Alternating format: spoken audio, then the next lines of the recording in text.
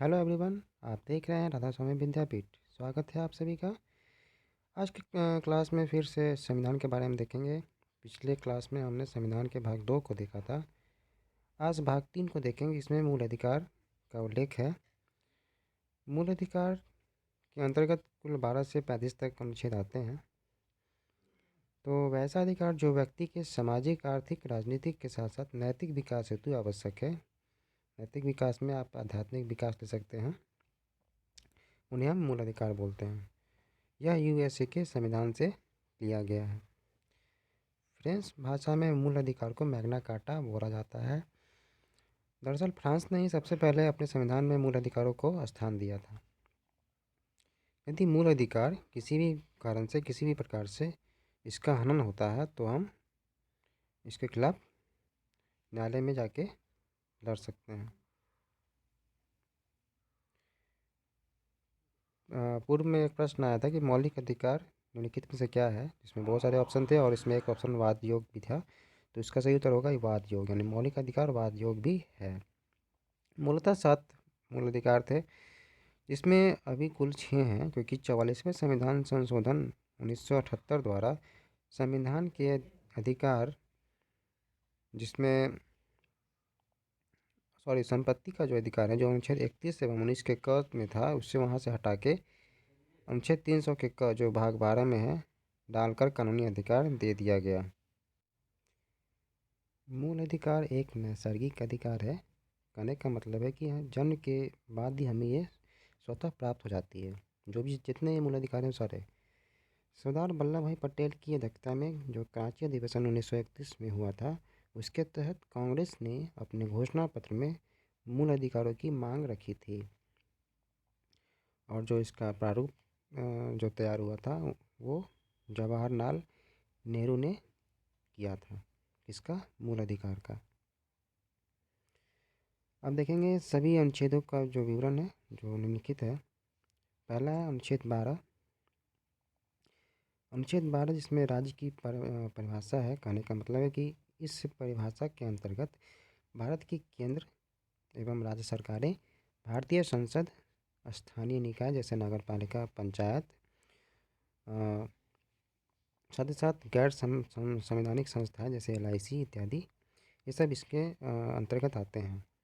इसके अंतर्गत अनुच्छेद 12 के अंतर्गत सुप्रीम कोर्ट के अनुसार निजी संस्थाएं जो राज्य की संस्था के तौर पर कार्य कर रही हैं, वो भी अनुच्छेद 12 के तहत ही आती हैं। अर्थात निजी संस्था भी राज्य कहलाती है। अच्छा, राज्य क्या है, राज्य किसको बोलते हैं?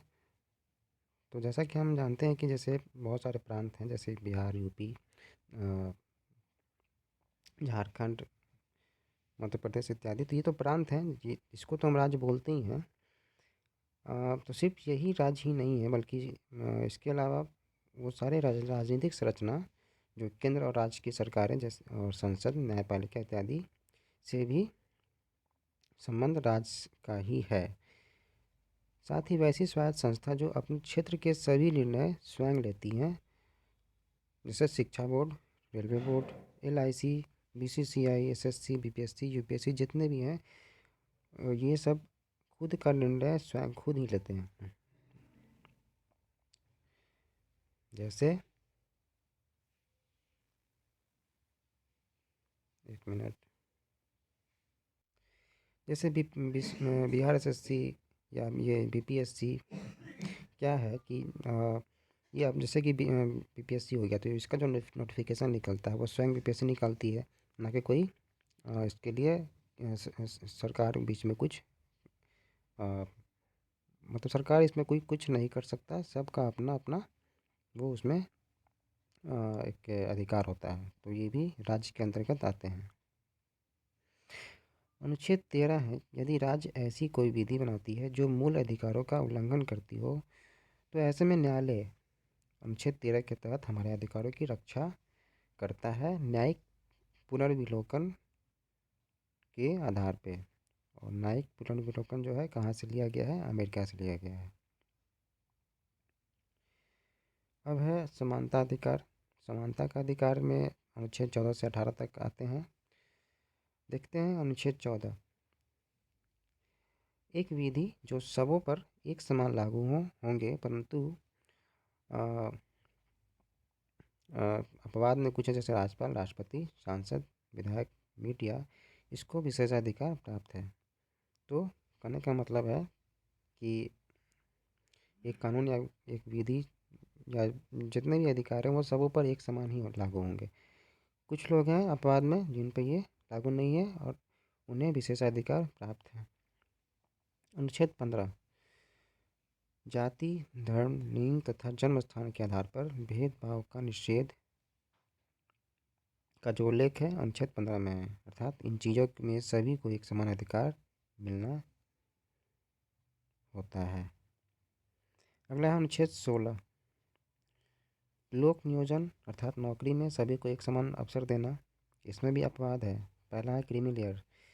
क्रीमी लेयर किसको बोलते हैं? तो जो पिछले वर्ग के लोग हैं, तो पिछले वर्ग के लोग में भी बहुत सारे ऐसे हैं जो आर्थिक रूप से संपन्न हैं, तो उन्हें सुप्रीम कोर्ट ने क्रीमी लेयर के अंतर्गत रखा, अर्थात उन्हें जो है पिछड़े वर्ग का जो लाभ है उनसे वंचित कर दिया।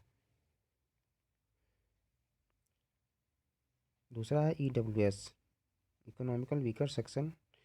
इसमें सामान्य वर्ग के वे सभी लोग आते हैं जो आर्थिक रूप से कमज़ोर हैं, जिन्हें राष्ट्रपति ने जनवरी 2019 में 124वें संविधान संशोधन के द्वारा 10% का आरक्षण प्रदान किया था शिक्षा के क्षेत्र में। लेकिन ये चीज़ ध्यान रखिएगा। अगला है अनुच्छेद 17 जिसमें छुआछूत अर्थात अस्पृश्यता का जो समाप्ति हुई वो इससे अनुच्छेद के तहत हुई। फिर है अनुच्छेद 18। इसमें उपाधियों का अंत का उल्लेख है। कहने का मतलब है कि सेना और विद्या से संबंधित जो भी जितने भी सम्मान मिलते हैं, इसके अलावा अन्य कोई उपाधि हम नहीं धारण कर सकते किसी भी राज्य के द्वारा। लेकिन वैसा व्यक्ति जो भारतीय नहीं है लेकिन भारतीय राज्य के अधीन किसी भी लाभ के पद पर है, तो वह राष्ट्रपति के आदेश लेने के बाद वो किसी भी विदेशी उपाधि को या पुरस्कार को ग्रहण कर सकता है। अब आता है स्वतंत्रता का अधिकार, जो अनुच्छेद 19 से 22 तक है। तो अनुच्छेद 19 में है कि वाक अर्थात बोलने और अभिव्यक्ति की स्वतंत्रता हमें दी गई है अनुच्छेद 19 के तहत। कहने का मतलब है भाषण, लेखन, मुद्रण और चित्रकारी तथा अन्य तरीकों से, अन्य जितने भी तरीके हैं, किसी भी तरीक़ों से स्वतंत्र रूप से किसी भी विचारों को हम व्यक्त कर सकते हैं अनुच्छेद 19 के तहत। अगला है अनुच्छेद 20 एक अपराध के लिए एक ही न्यायिक सज़ा मिल सकती है। किस अनुच्छेद के तहत? अनुच्छेद 20 के तहत। अनुच्छेद 20 के तहत स्वयं के विरुद्ध गवाही देने को विवश कोई नहीं कर सकता। कोई आप विवश करता है तो अनुच्छेद 20 के तहत हम उसका विरोध कर सकते हैं। खुद के विरुद्ध हम कहीं भी कोर्ट में या पुलिस में कहीं भी गवाही नहीं दे सकते।